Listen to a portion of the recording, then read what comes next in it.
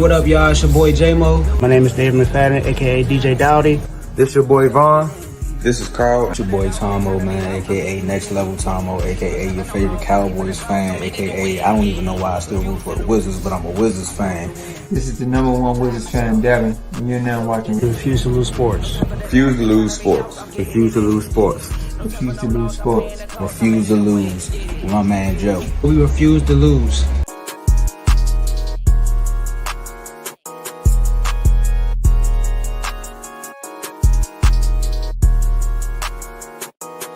All right, welcome to Refuse to Lose Sports, man. I'm excited.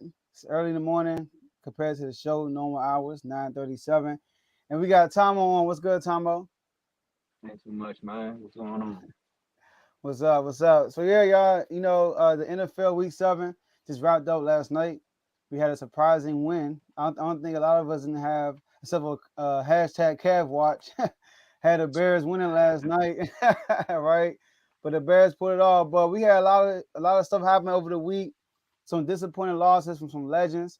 We had probably a future legend came back last Sunday, and to take over that starting position. But before we get started, make sure y'all like this video, subscribe to the YouTube channel. Also share this video with somebody that you know personally so you can come on and watch live with us. Use that comment section. We can see all the comments you guys are putting down. All right. So use that comment section. What's up, J-Mo? Got J-Mo on. Got Mark on also. Mark, I like that Mark stat you put yesterday, Tom. That was funny. All right. I had us winning. Let's get it. We're gonna talk about that also. All right, but we gotta kick it off. We got Tomo on. Tomo, he like last minute and he made it on here. I really appreciate that. We gotta talk about Dak Prescott and the Cowboys. Dak is back. All right, so Tomo, we didn't prepare. I didn't see no questions before the show. Everything is basically freestyling right now for you. So tell me your reaction of Sunday's game. I mean, it was what I thought it was going to be. Dak was going to come out. Kellen Moore, first things first. He came out there and he started doing all the passing plays, which we all knew. Second thing, we knew Dak was going to be trying to press just a little bit just because, Cooper Rush was out there doing his thing for those 4 or 5 games. And also, the third thing we noticed is Mike McCarthy is, like I told Worm, is taking his team back. Like, he let Kellen Moore and Dak do all that pressing in the first half, and they said, all right, quiet that down. Let's go win this football game. Yeah, I'm with you. I think that first half, he was pressing. And he almost threw a few picks, too, that first half. Sure did. I was looking like, okay, yeah, like the call, get Jared Goff out of Detroit. So when I watched that game, Tomo, y'all got a good defense, right? And I feel like y'all rewinded the clock from last year. So like all year, okay, Detroit was moving the ball on y'all. It was moving the ball, it was getting first downs. And I felt like in the first half, y'all were like 3 and out. I was like, God, what's going on, right? So, but y'all kept turning the ball over. I mean, y'all kept forcing turnovers. And that was key right there. And y'all actually dropped Diggs dropped it. I could have had 6 turnovers for real, but Diggs dropped that interception. Told you, Tomo, it ain't the Kellen Moore no more. Dak called him what we want. We're gonna address that right quick because this was, like you said, this is total freestyle and this is off the dome, right? There was 4 plays. I watched that whole game. There was only 4 plays when Dak got to the line and changed the play, Worm. And one of them, he changed it to a running play. I'm told you, bro. I'm on Kellen Moore watch now. Good job, Tomo. All right. So look, talk to me about your defense. Y'all performance Sunday. I hate to say this, man. I hate to say this after that Eagles loss, but I think my good homie Michael Paulson has been exposed, man.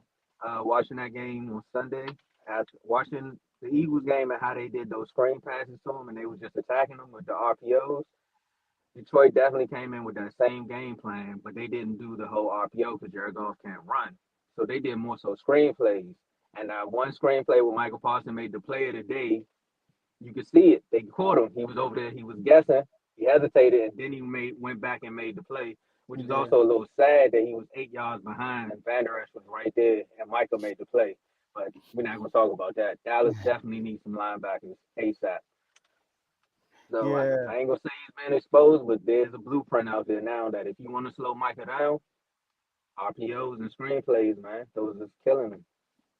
yeah, because he young. He gotta create that discipline like, on the line Yeah, because he's going to attack that quarterback, right? He's like a wild yeah. animal. But that was a Shark good line, that's play what they though. call That was a good play though. it. It When was, he stopped the tight end, yeah, that was a good play. it I don't was. know But why. if you a GM and you watching that, you like Dallas need linebackers bad. Because I'm telling you, if you go back and watch it, Van Der Esch was literally 2 yards away from the tight end, nowhere near making that play. Yeah, it's, he said 11 definitely came from heaven on that play. Definitely. He, he did. All right, cool. So look, now right now y'all are 5-2, right? No, we're 5-2, right? Y'all 5-2 Yep. right now. Right now y'all behind the Giants. So now like Mark said it. He said on the comments, I'll excuse Dak for first game being back, getting his feet wet again. I think I felt that too in that first half, like he's out to prove like I'm that guy. And then I want you to talk to your Cowboy fans, all right? Because the Cowboys, I'm here at Cowboys Nation, not the media nation as far as YouTube. I'm talking about national media and your regular fans. They believe that because y'all were the number one offense last year, all right, Hmm. yardage wise, and they look at y'all with Cooper Rush, great defense, y'all running the ball, and they just think like with Dak in there, we're gonna be a great defense, great rushing attack, and a great passing attack. Like we're gonna be having all these yards on top of the defense. Now, are you feeling the same way, or are you feeling some opposite? I'm feeling opposite. I'm feeling totally opposite.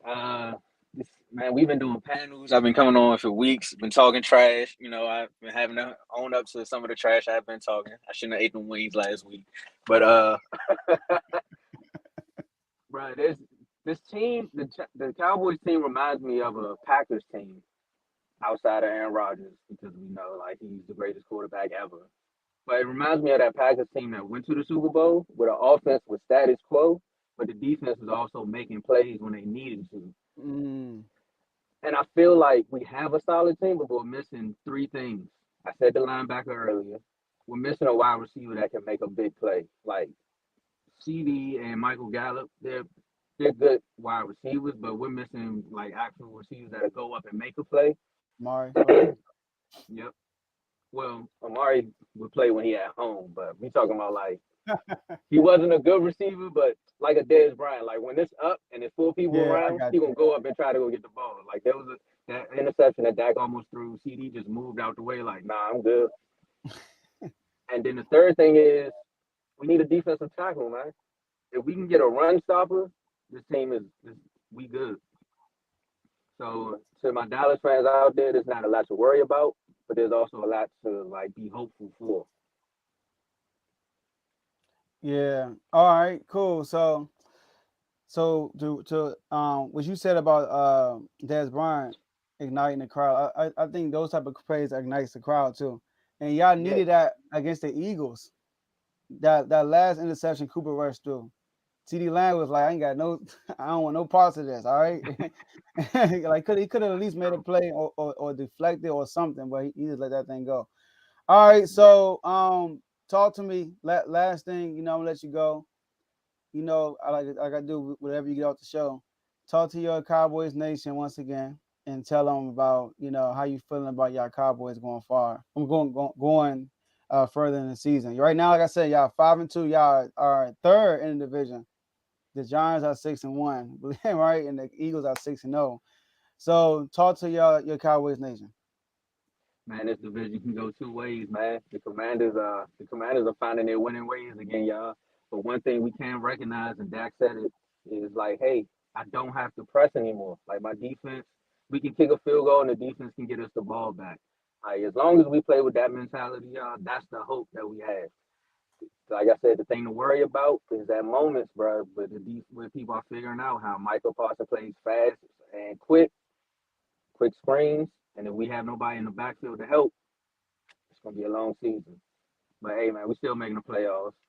I want to say see the Eagles in December, but the way their record's set, they may be playing their starters. I mean, their practice squad players then too.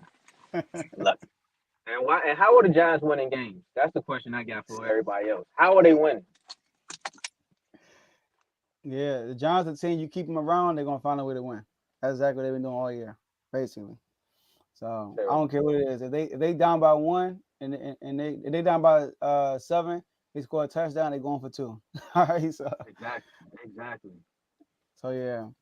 Appreciate you, man, for coming on last second for real and representing your Cowboys like you always do. And stay away from the chicken wings, all right? Hey, till December. It's good. All right, stay All safe. right, man. All right. All right. All right, there you go, Tomo. Cowboy fan representing like he always does. All right. So next, we're gonna talk about the other team in the NFC East that performed. I'm sorry, man. Look, I need to find a Giants fan. I need to find a Giants fan who's gonna come on the show and talk about the Giants. They're 6-1, but we don't have a Giants fan that wants to come on and talk about them. So if y'all know a Giants fan, let me know. And I can get them on the show and they can gloat whatever. They need to do it fast before they start tumbling down. All right. I mean, it might happen. They're not going 16-1. All right. So while they on this win streak, they need to get a fan on and talk about this team. All right, so before we go to the next topic, make sure you like this video, subscribe to the YouTube channel, send this video with somebody that you know personally so they can come on watch live with us. We don't have no more set time on when we're going to go live. We're going to just do it on a blink of a moment, all right? And last but not least, use that comment section. We can see all the comments y'all putting out. I appreciate y'all for being on early and communicating, participating in the comments. All right, so the next topic we got to talk about, y'all, believe it or not, the Commanders beat the Packers, y'all. They beat the Packers. So look, I picked the Packers to win that game. And you know, I could have picked us to win because they were on a 2-game losing streak. They lost to the Giants in London. They lost to the Jets, and now they playing us. All right, with Taylor Heineke. So Carson Wentz not in the game. Taylor Heineke hasn't played all year. Team is motivated. Ron Rivera just spazzed out after the Chicago game. I was actually on the phone with Mark when we actually listened to that rant together. And it's funny because when I first heard it, you guys smart. I was like, man, this is good. This is good because if I was Terry McLaurin, this is exactly what I said. If I was Terry McLaurin, the leader in the locker room, I would be rallying up the troops and say, y'all, we gotta go out there and perform. I know the coaches did this, I know the coaches did that, but we are the players. We are the one that's supposed to execute what the coach's job for us. So just go out there and ball out. And you can tell Terry McLaurin probably did something like that. You saw his energy against the Packers. That man was on fire against the Packers. All right, and tell the Packers CB1. I don't want to say his name because it ain't worth it right now. Tell the Packers CB1. Tell him next time he plays, make sure he go on the other side of the field. Make sure he don't follow Terry McLaurin because Terry McLaurin lit him up Sunday. But anyways, a lot of people are panicking about the Packers. Before I do that, I want to talk about the Commanders. I'm not gonna lie, watching that game in the first half, I was like biting my fingernails. I won't really bite my fingernails, figure of speech, but biting my fingernails, huffing and puffing. Don't want to look at the screen because I felt like Taylor Heineke was throwing bad pass after bad pass after bad pass. This man threw almost 2 picks. He threw a pick 6. He missed Terry McLaurin twice for first downs, and he almost threw a interception. He almost threw 2 interceptions, almost threw 2 picks. He threw a pick 6. He missed Terry McLaurin twice wide open for a first down. And then after he threw the pick 6, he almost threw another interception.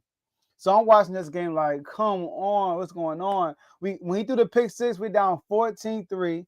The air gets taken out of the whole stadium. You can tell, even where I was like, oh man, it's not looking good. Because even like I said, the drive after the pick 6, Taylor Heineke was throwing bad passes.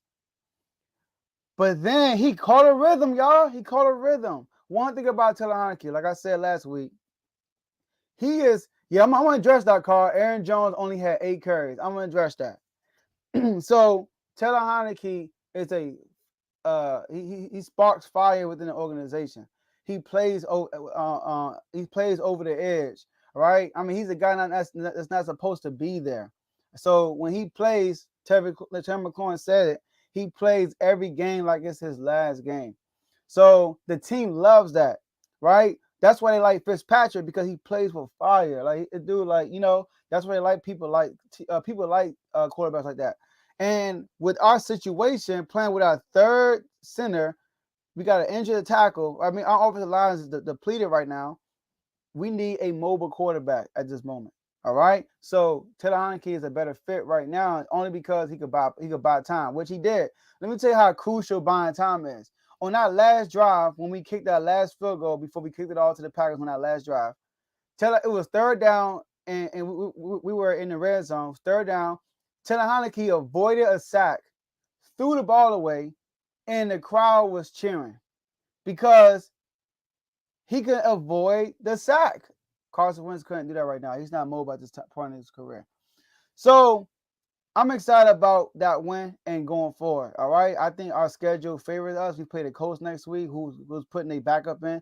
Nobody never seen. That could be a good or bad thing, you know. And then after that, we got the Vikings, the Eagles, and then we got people like the Texans. We got the Jets. I know that these guys are playing somewhat okay, but I'm confident we can win those games. Now the Packers, right? The Packers issue is, Carl said it in the comments. Carl put Aaron Jones, 8 carries. The Packers throw the ball too much. They throw the ball too much. Now, look, our defense play good. I like how our defense play. We didn't allow a first down, third down.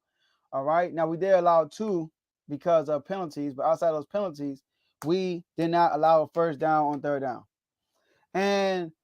But the defense played good, but there were a few times when they dropped some balls. All right, they dropped some balls.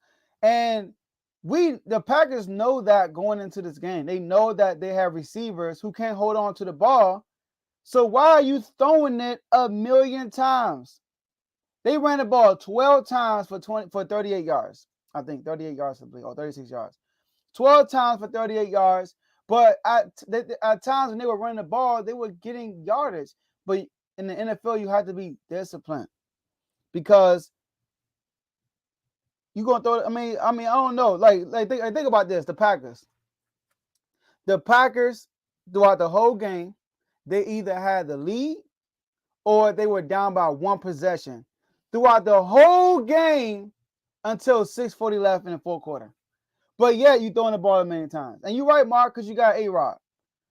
You got A-Rod, but you don't have a Devontae Adams. You don't even have your safety net that you love, Aaron Rodgers, Randall Cobb. You got Sammy Walker, who just came off injury, who you missed wide open. You threw the dogs for a first down, but Sammy Walker was wide open, but you missed him, Aaron Rodgers, right? You just got Sammy Walker's back. And then you got these young guys, Lazard dropping balls too. I mean, we know that going into this game. Run the ball.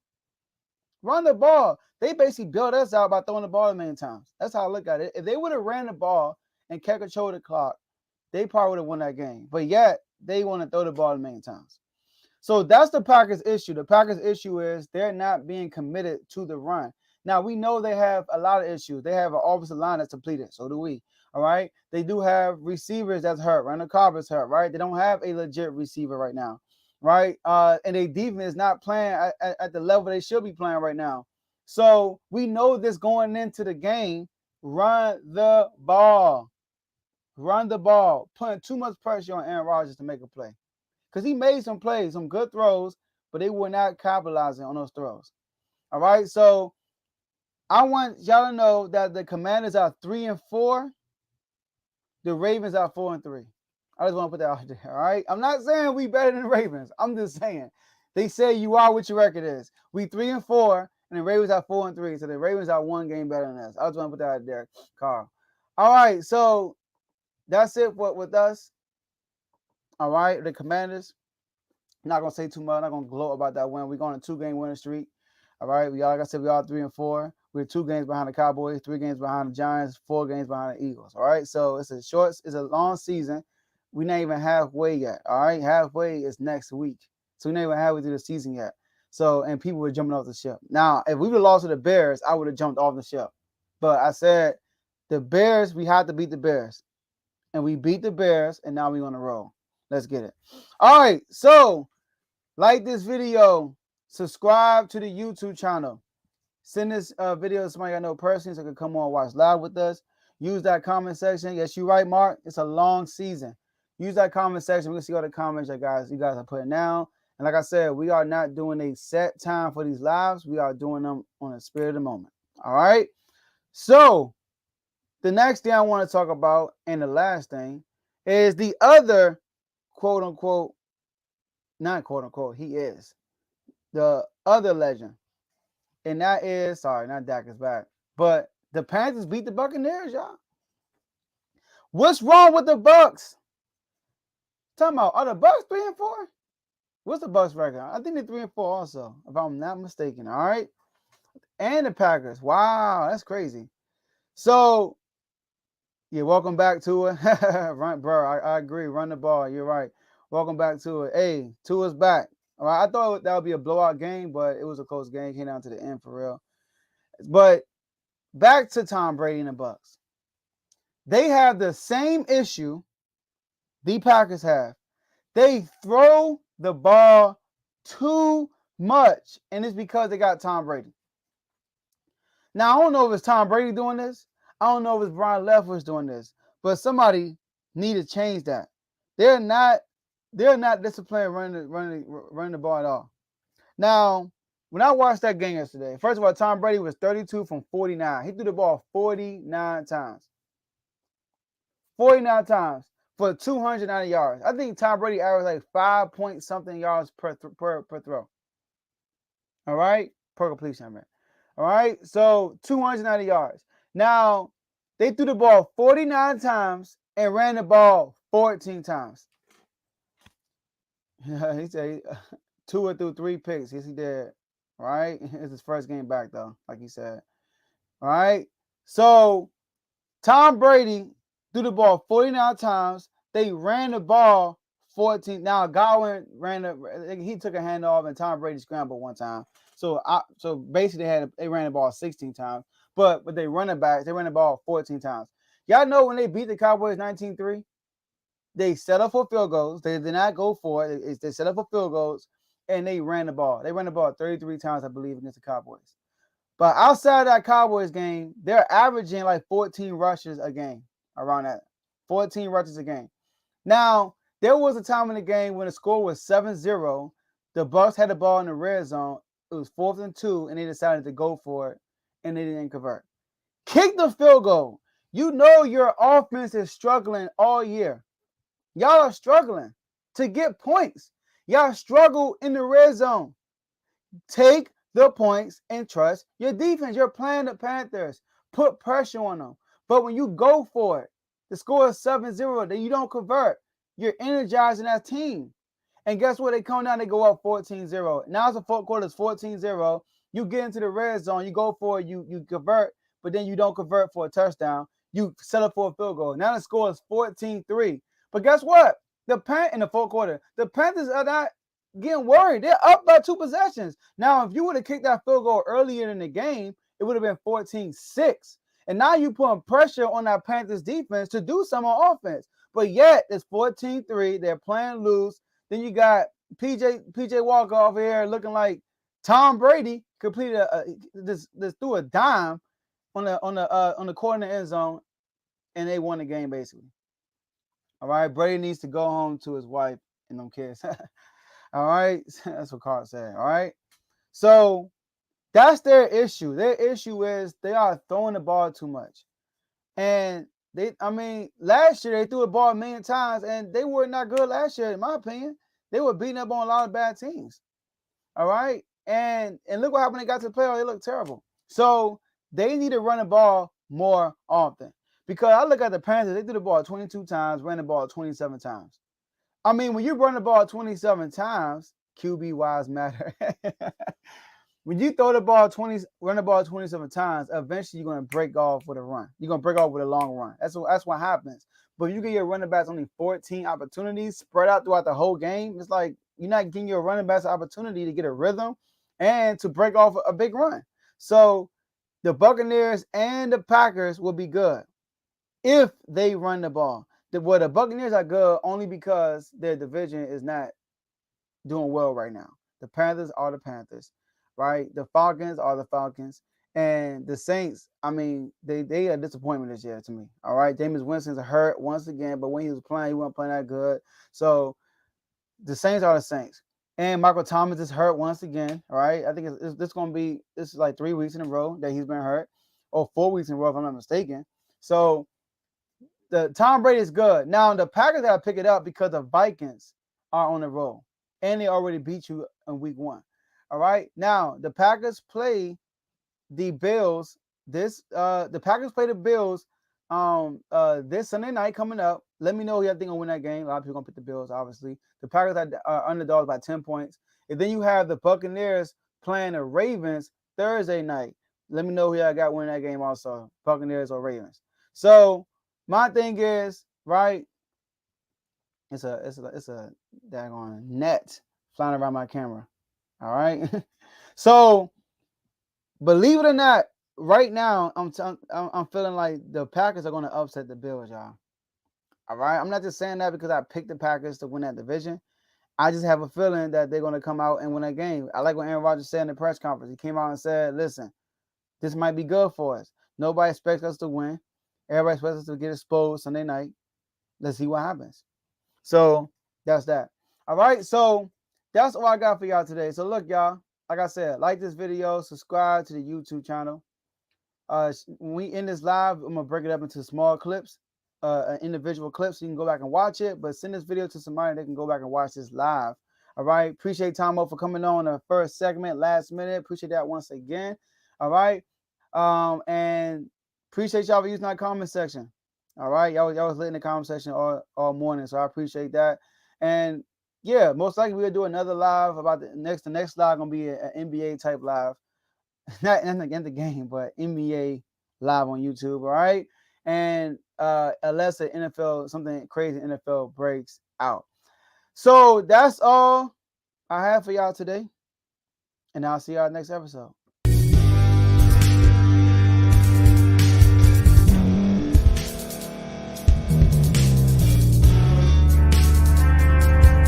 Thank you for staying to the end. If you're watching this on YouTube, please like this video, subscribe, and also hit that notification button so you can be notified next time we put out a video. If you're listening on any podcast platform, subscribe and hit that notification button, y'all, so you can be notified we put out another podcast audio. And last but not least, hit that share button. No matter what you're listening to or watching it, hit that share button and send it to somebody that you know that would love to watch this episode you just listened to. So once again, thank you for staying to the end, and we'll see y'all in the next episode.